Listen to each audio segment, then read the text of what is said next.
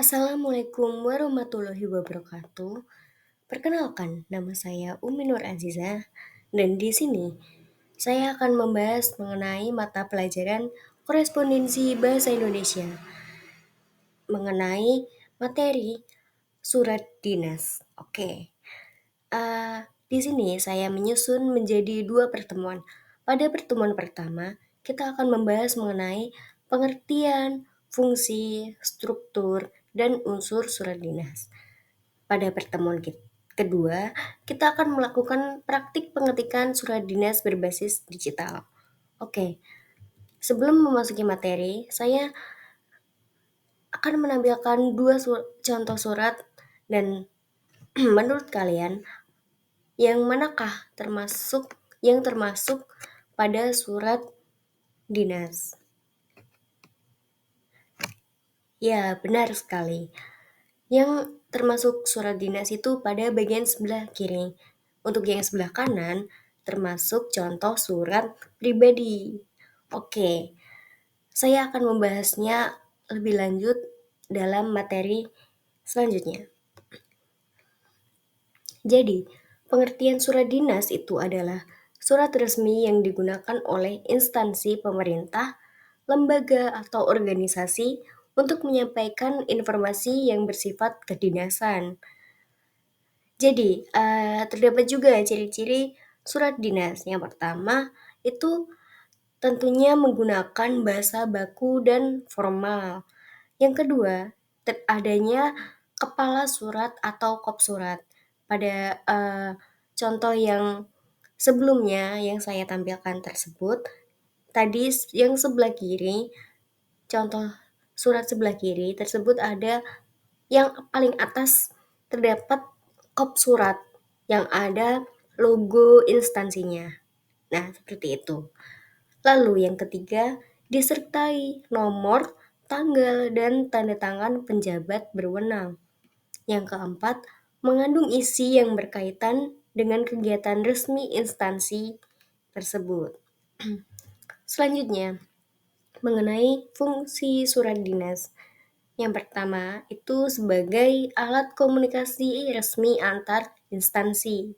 Jadi, misalnya, terdapat satu instansi A itu akan melakukan kegiatan rapat dengan berbagai instansi.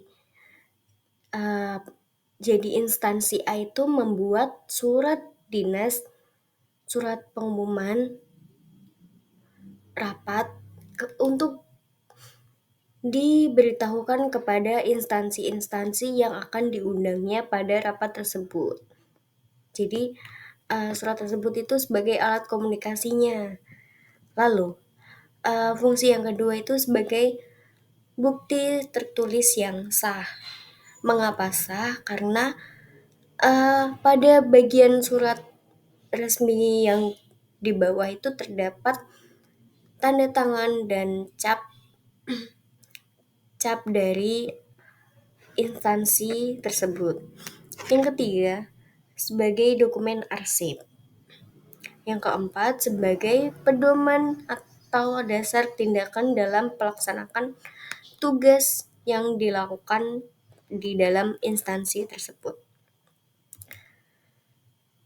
Lalu, mengenai struktur surat dinas. Jadi, pada bagian-bagian surat resmi itu, yang pertama itu terdapatnya kepala surat atau kop surat. Nah, ini biasanya itu terdapat paling atas sendiri. Dan di kop surat itu isinya itu ada logo instansi, nama instansi, alamat instansinya. Lalu, yang kedua terdapat tanggal surat. Yang ketiga terdapat nomor surat. Yang keempat terdapat lampiran. Yang kelima terdapat hal atau perihal. Yang keenam itu ada alamat tujuan. Yang ketujuh ada salam pembuka. Yang kedelapan ada isi surat. Yang kesembilan ada salam penutup. Yang ke-10 ada nama, jabatan, dan tanda tangan. Yang ke-11 ada tembusan. Untuk bagian tembusan ini biasanya bersifat opsional, tergantung isi dari surat tersebut atau tergantung pada jenis surat tersebut. Apakah perlu di ditambahkan tembusan atau tidak. Jadi sifatnya opsional untuk tembusan. Lalu untuk format surat dinas itu marginnya sebelah kiri itu ukurannya 4 cm. Untuk sebelah kanan, atas, dan bawah itu ukurannya 3 cm. Lalu menggunakan font Times New Roman dengan ukuran 12. Untuk spasinya 1,5. Yang harus diperhatikan itu kop suratnya harus resmi, tanda tangan, dan nama jabatan pada surat tersebut. Tidak boleh salah atau dimanipulasi. Yang kedua, menggunakan bahasa formal dan baku. Hindari singkatan yang tidak resmi, karena ini kan surat resmi atau surat dinas. Jadi jangan diselipkan singkatan-singkatan yang tidak resmi. Lalu untuk menyimpannya menggunakan nama file yang jelas agar mudah untuk dikelola atau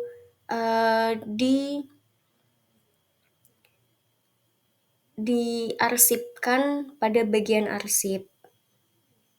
Jadi selanjutnya saya akan memberikan tugas untuk pengetikan surat dinas. Jadi tugas ini itu saya akan memberikannya pada pertemuan kedua. Tugasnya ini tugas kelompok. Jadi kelas itu dibagi menjadi 6 kelompok. Satu kelompoknya terdiri dari 4 sampai 5 orang. Lalu pengerjaannya itu melalui Google Docs atau Word. Setiap kelompok itu menerima skenario surat dinas yang berbeda-beda. Kelompok 1 dan 2 akan membuat surat undangan rapat. Kelompok 3 dan 4 akan membuat surat pemberitahuan kegiatan. Untuk kelompok 5 dan 6 akan membuat surat permohonan izin. Nah, pengetikan surat ini dikerjakan dalam waktu 45 menit. Lalu setelah itu kelompok akan mempresentasikan hasil pengerjaannya di depan kelas. Lalu mungkin cukup itu saja yang dapat saya sampaikan mengenai materi pengetikan surat dinas berbasis digital. Berbasis digital itu maksudnya berarti tidak manual atau menggunakan kertas. Jadi menggunakan Word atau Google Docs melalui komputer atau laptop. Dan pengarsipannya itu akan mudah dan minim kehilangan arsip atau file. Mungkin cukup sekian yang dapat saya sampaikan mengenai materi ini. Mohon maaf apabila masih terdapat kekurangan dalam penyampaian saya, dan apabila saya juga terdapat kesalahan kata dalam penyampaian, saya mohon maaf. Terima kasih. Wassalamualaikum warahmatullahi wabarakatuh.